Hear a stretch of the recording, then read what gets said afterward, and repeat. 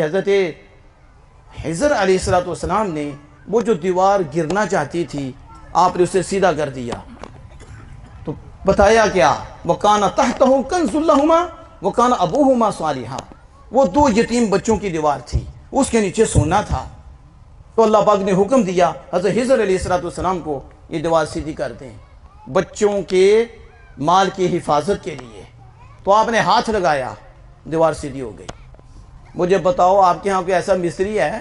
Science کتنی ترقی کر گئی ہے، کتنی ترقی کر گئی ہے. کو بتاؤ ڈینگی دیوار کو سیدھا کر کے تو دکھاؤ نا. کوئی ایسا انجینئر ہی دکھا دو کہ ڈینگی دیوار وہ سیدھی ہو جائے. توڑیں گے، نئے سرے سے تعمیر کریں گے. پتا چلا یہ ڈینگی دیوار کو سیدھا نہیں کر سکتے، اور یہ کیا کر سکتے ہیں؟ جو خدا کا ہو جاتا ہے وہ ڈینگی دیواریں بھی سیدھا کرتا ہے، ڈینگے دل بھی سیدھے کر دیتا ہے. صرف ہاتھ ہی لگایا. کیا کیا؟ دیوار بالکل سیدھی ہو گئی. اور نیچے خزانہ تھا.